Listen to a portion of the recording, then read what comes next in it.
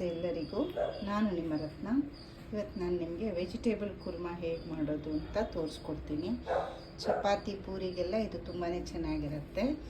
ನಾನಿಲ್ಲಿ ಒಂದೆರಡು ಕ್ಯಾರೆಟು, 2 ಆಲೂಗಡ್ಡೆ, ಒಂದು ಸ್ವಲ್ಪ ಕಾಲಿಫ್ಲವರು, ಒಂದು ಕಪ್ಪಷ್ಟು ಬಟಾಣಿ, ಒಂದು 10-11 ಬೀನ್ಸ್ ತೊಗೊಂಡಿದ್ದೀನಿ, 2 ಈರುಳ್ಳಿ, 1 ಟೊಮೆಟೊ, ಒಂದು 10 ಎಲೆ ಪುದೀನ, ಒಂದು 5-6 ಹಸಿಮೆಣ್ಸಿನ್ಕಾಯಿ ತೊಗೊಂಡಿದ್ದೀನಿ. ನೀವು ಖಾರಕ್ಕೆ ಎಷ್ಟು ಬೇಕು ನೋಡಿ ಹಾಕ್ಕೊಳ್ಳಿ.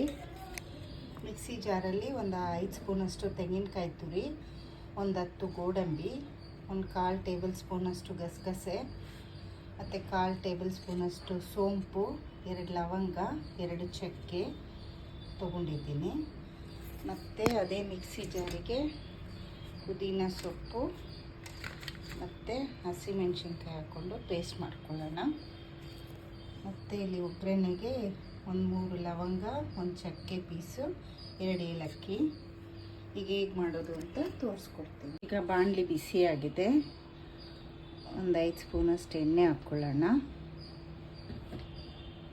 ಎಣ್ಣೆ ಬಿಸಿಯಾಗಿದೆ.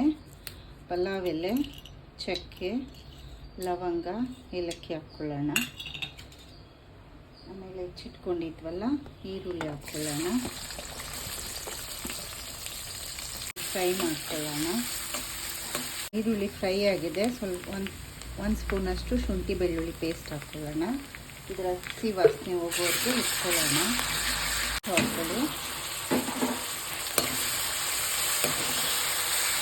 ಅದನ್ನು ಫ್ರೈ ಮಾಡ್ಕೊಳ್ಳಿ. ನೋಡಿ, ಹೀಗೆ ಸಾಫ್ಟ್ ಆದಮೇಲೆ ನಾವು ಹೆಚ್ಚಿಟ್ಕೊಂಡಿದ್ವಲ್ಲ ಎಲ್ಲ ತರಕಾರಿನೂ ಹಾಕ್ಕೊಂಡ್ಬಿಡೋಣ. ಈಗೆಲ್ಲ ತರಕಾರಿನೂ 1-2 ನಿಮಿಷ ಹೀಗೆ ತಿರುಗ್ಕೊಳ್ಳಿ. ಈಗ 1 ಗ್ಲಾಸ್ ನೀರು ಹಾಕ್ಕೊಂಡ್ಬಿಡಿ. ಹಾಕ್ಕೊಂಡು ಮೀಡಿಯಮ್ ಫ್ಲೇಮಲ್ಲಿ ಒಂದು 10 ನಿಮಿಷ ತರಕಾರಿ ಎಲ್ಲ ಬೆಂದ್ಕೊಳ್ಳಿ. ಮುಚ್ಚಳ ಮುಚ್ಚಿ ಇಟ್ಬಿಡೋಣ. ಈಗ ಸ್ವಲ್ಪ ತರಕಾರಿ ಬೆಂದಿದೆ. ನಾವು ಆಗಲೇ ಉಪ್ಪು ಹಾಕಿರಲಿಲ್ಲ. ಈಗ ಉಪ್ಪು ಹಾಕ್ಕೊಳ್ಳೋಣ. ನಾನಿಲ್ಲಿ 1 ಸ್ಪೂನಷ್ಟು ಹಾಕ್ಕೋತಾ ಇದ್ದೀನಿ. ತೆಂಗಿನಕಾಯಿ ಇದೆಲ್ಲ ರುಬ್ಕೊಂಡಿದ್ದೆಲ್ಲ ಮಸಾಲೆ ಹಾಕ್ಕೊಳ್ತೀನಿ. ನೋಡಿ ನೀರು ಹಾಕ್ಕೊಳ್ಳಿ,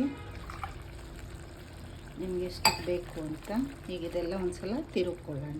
ಹೀಗೆ ಚೆನ್ನಾಗಿ ತಿರುಗ್ಕೊಳ್ಳಿ. ತಿರುಗ್ಕೊಂಡು ಲೋ ಫ್ಲೇಮಲ್ಲಿ ಇನ್ನೊಂದು 10 ನಿಮಿಷ ಇದು ಕುಕ್ ಆಗೋದಕ್ಕೆ ಬಿಡೋಣ.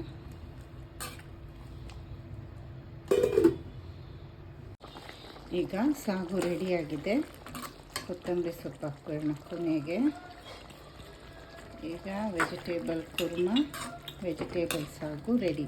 ಇದನ್ನು ಪೂರಿ ಜೊತೆ, ಚಪಾತಿ ಜೊತೆ, ಗೀ ರೈಸ್ ಜೊತೆ, ಸೆಟ್ ದೋಸೆ ಜೊತೆ ತಿನ್ಬೋದು. ತುಂಬಾ ಚೆನ್ನಾಗಿರುತ್ತೆ. ನೀವು ಒಂದು ಸಲ ಮಾಡಿ ನೋಡಿ.